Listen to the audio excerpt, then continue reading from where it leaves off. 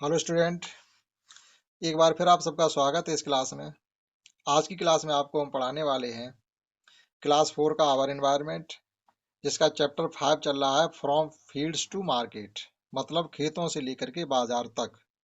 इसकी हम ऑलरेडी आपको 2 क्लासेस पढ़ा चुके हैं और आज पढ़ाने वाले हैं इसकी तीसरी क्लास। देखते हैं तीसरी क्लास में क्या है, जानने की कोशिश करते हैं।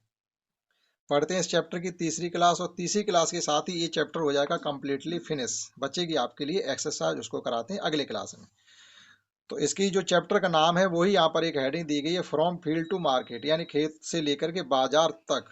और चैप्टर का नाम है खेतों से लेकर के बाजारों तक। तो अब देखिएगा इसमें क्या कहा जाता है। बॉ, अरे बॉ माने होता अरे, कितनी अच्छी। Union onion have turned out to be very big. प्याज कितने अच्छे निकले हैं। Onion have turned out to be very big, जो प्याज की फसल हुई है बहुत सुंदर हुई है और खूब बड़े बड़े प्याज निकले हैं। ये कहा है किसी ने। Every one is happy at home. Every one माने होता है हर आदमी, घर का प्रत्येक सदस्य। इज हैप्पी माने खुश है, एट होम घर पर, घर पर हर आदमी खुश है ये देख करके कि जो प्याज की फसल की गई थी बहुत सुंदर निकली है और बड़े बड़े प्याज निकले हैं। The yield of onion is very good. yield of union is very good, आप इसका मतलब यहाँ पर ये कहेंगे प्याज की फसल बहुत सुंदर हुई है, यानी प्याज की पैदावार बहुत अच्छी हुई है। Father wants to sell it in the market. Want माने होता चाहना। फादर मीन्स हम जानते ही हैं। सेल मीन्स बेचना, इन द मार्केट मीन्स बाजार में। पिताजी इस फसल को बाजार में बेचना चाहते हैं, यानी प्याज को बाजार में बेचना चाहते हैं। बी ऑल टुगेदर, हम सब ने। ड्राइड मीन्स सुखाए हैं। प्याज की फसल हो, लहसुन की कोई भी हो, उसे सुखाना भी पड़ता है। Onion for a week means एक सप्ताह तक। इन सैडी प्लेस मीन्स होती छाया, यानी प्याज और लहसुन की ये फसलें ऐसी होती हैं, ये छाया में सुखाई जाती है, इनमें धूप नहीं लगने दी जाती। अगर धूप में आप सुखाएंगे तो ये प्याज की जो गांठी होती है वो खराब हो जाएगी। एक सप्ताह तक छाया में सुखाने के बाद। देन माने तब। फील्ड माने भर दिया। इन द टाइड, और बांध दिया। इन इसने सेक्स मीन्स होते बोरों में भर करके हमने टाइट करके उनको बांध के रख दिया है।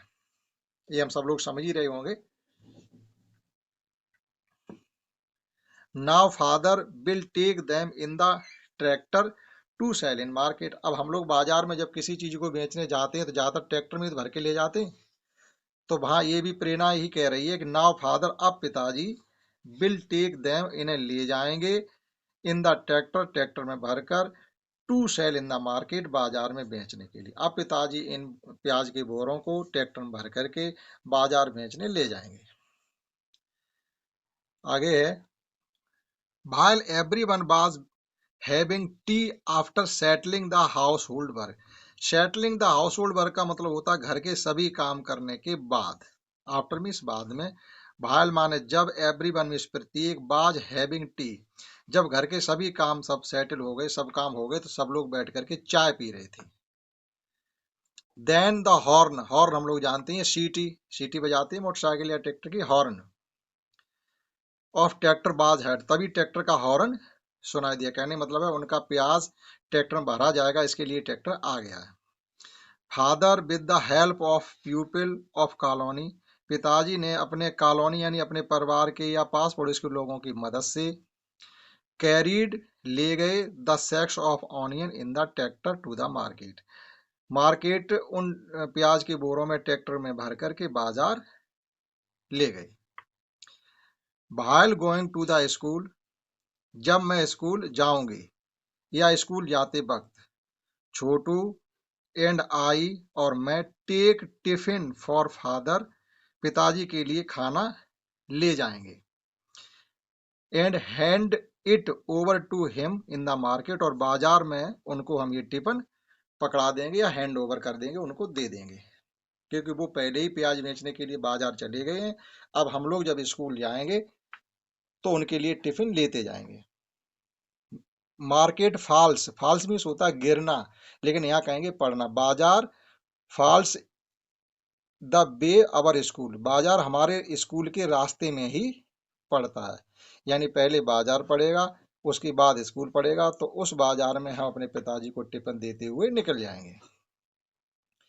There is big crowd in the market. देखो क्राउड मीन्स होता है भीड़, बिग माने बहुत, बाजार में बहुत भीड़ है। Here some people are selling their goods. Some people means कुछ लोग, सेलिंग मीन्स बेच रहे हैं, देयर गुड्स। देखो गुड मीन्स होता अच्छा, G double O D, good माने अच्छा, लेकिन गुड्स कह देंगे तो इसका मतलब होता है आपका सामान। यहाँ कुछ लोग अपना सामान बेच रहे हैं। ए लॉट ऑफ मीन्स होती है बहुत अधिक, ए लॉट ऑफ पीपल यानी बहुत लोग, came to the market to buy these goods, और बाजार में बहुत से लोग, बाई मीन्स खरीदना, दीज गुड्स माने ये सामान, इन सामानों को खरीदने के लिए बाजार में बहुत से लोग आए, इसलिए बाजार में बहुत भीड़ है। आगे देखिए, यहाँ से आपसे कुछ पूछा जा रहा है। Which cereals and vegetables are bought, bought माने खरीदी, खरीदी जाती या खरीदी गई, एंड ब्रॉट लाई गई टू योर हाउस। यहाँ ये पूछा जा रहा है कि आपके घर पर कौन से अनाज या कौन सी सब्जी खरीद कर लाए जाते हैं, ये आपको कमेंट करके बताना है। Where are they brought from, और वो कहाँ से आते हैं, बाजार से आते हैं या कहीं अन्य से आते हैं, जो भी आता है वो आपको लिख के बताना है। आगे है, लेट अस नो, आइए जानते हैं, how grains of grain crops are threshed. अब ये प्याज की कहानी खत्म हो गई है, अब हम यहाँ पर ये पढ़ने वाले हैं कि किस प्रकार से अनाज वाली फसल से अनाज को बाहर निकालते हैं, या अनाज वाली फसल से अनाज प्राप्त कैसे करते हैं। जैसे मान लीजिए धान है, गेहूं है, मक्का है, और दूसरी भी अनाज वाली फसलें हैं, उनसे अनाज कैसे प्राप्त करते हैं। How grains of grain crops are threshed. Threshed मतलब जैसे गेहूं की फसल है तो उससे गेहूं को अलग करना, इसे थ्रेशिंग कहते हैं। Manual threshing of paddy crops. देखो मैनुअल मीन्स होता है आप अपने हिसाब से किसी तरीके से कर लें, चाहे उसको हाथों से झाड़ झाड़ के निकाल लें, या किसी बैल या भैंसे की मदद से उस पर चला चला के निकाल लें, कैसे भी निकाल लें, ये मैनुअली कहा जाता है। लेकिन जब आप किसी मशीन से करवाएंगे तो वो मैनुअली नहीं कहा जाएगा। Manual threshing of paddy crops, paddy means होता है धान, धान की फसल से मैनुअली तरीके से यानी अपने हाथों से उससे अनाज निकालना।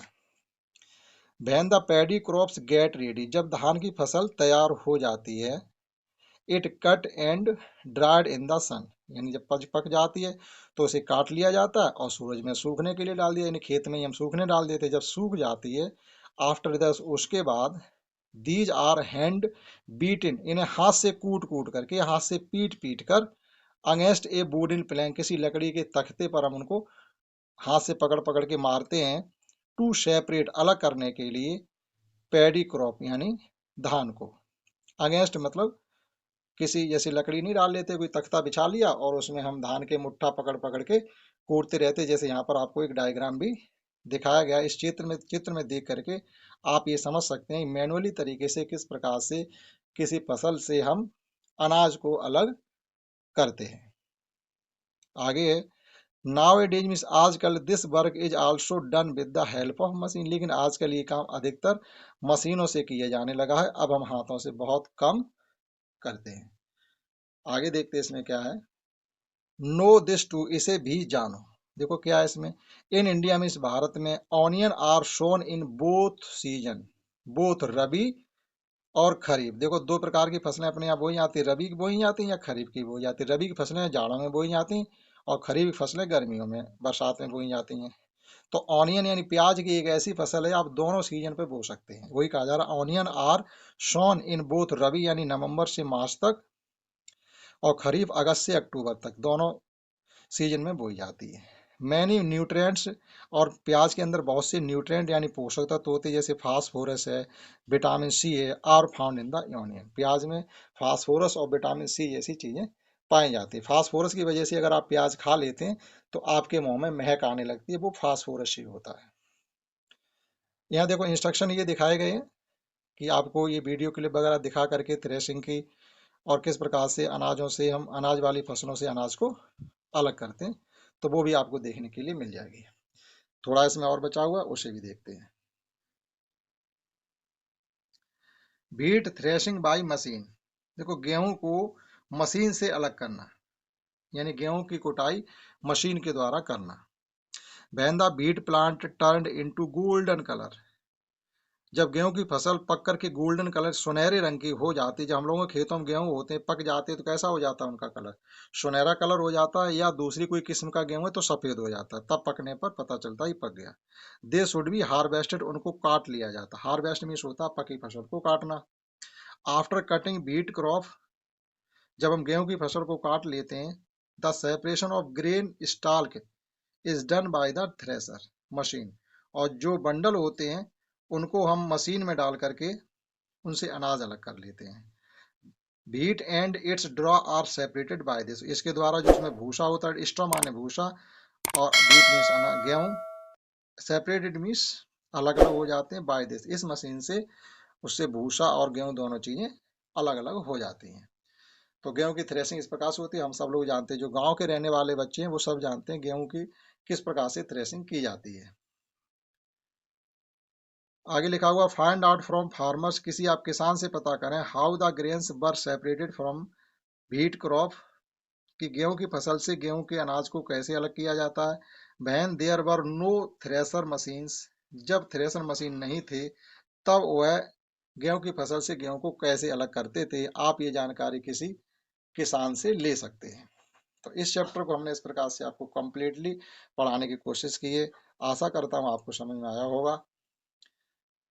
आप हमारे चैनल को शेयर कर सकते हैं, लाइक कर सकते हैं, और अगर अभी तक आपने हमारे चैनल को सब्सक्राइब नहीं किया है तो आप सब्सक्राइब करना ना भूलें। आपको डायरेक्टली इस क्लास की लिंक आपके पास जाती रहेगी अगर आप सब्सक्राइब किए हैं तो। That's all. जय हिंद, जय भारत।